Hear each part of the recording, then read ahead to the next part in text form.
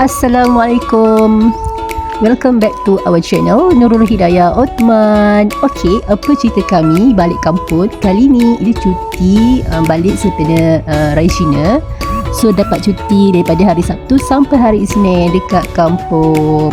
Okey, sekarang ni kami beramai-ramai nak pergi melawat kubur ayah tokku. Okay, sebelum tu ni suasana kat kampung kan, cantik kan suasana dia, suka sangat. So kita bergambar dulu dengan anak-anak. Suka suasana cantik, matahari nak terbenam. Inilah ragam anak-anak bila berkumpul ramai-ramai, geng-geng sepupu, cucu-cucu tokku.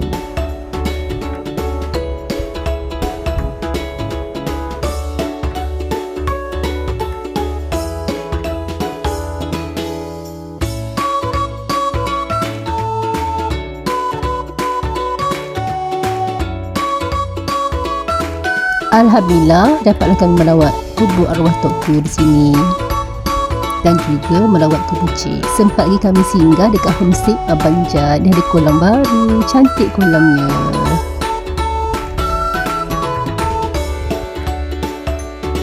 Anak-anak excited nak mandi, tapi kita punya petang ni bukan untuk mandi kolam tapi untuk pergi pantai. Sempat lagi Raiha naik buayan. Okey, jom kita sambung perjalanan jalan kaki daripada kubur cik nak pergi ke pantai. Jom.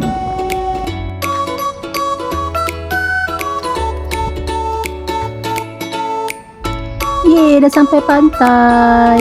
Okey, Roda, Raiha dengan Aisyah tu dengan Ahmad dengan Henny dah sampai dulu kat pantai. Kita orang kira lambat sikit lah. Okay, kita orang suka sangat suasana dekat suasana berangin. Cuma because ombak tu besar sangat, so kita tak boleh mandi. So kita orang just main pasir je lah dekat sini. Alhamdulillah malamnya kami makan malam kat rumah Kak Wah. Yummy, sedap lauk Kak Wah masak. Alhamdulillah. Okay, pagi hari Senin. Hai, hujan sini. Hujan lebat.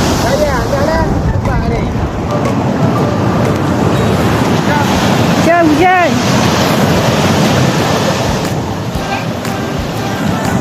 Okay, ini bukan mandi laut tapi mandi hujan. Mandi hujan. Nak juga berendam sikit. Kena kau sikit air. Syarat juga nak sangat. Rasa dah berlari. Hujan. Pegang tangan.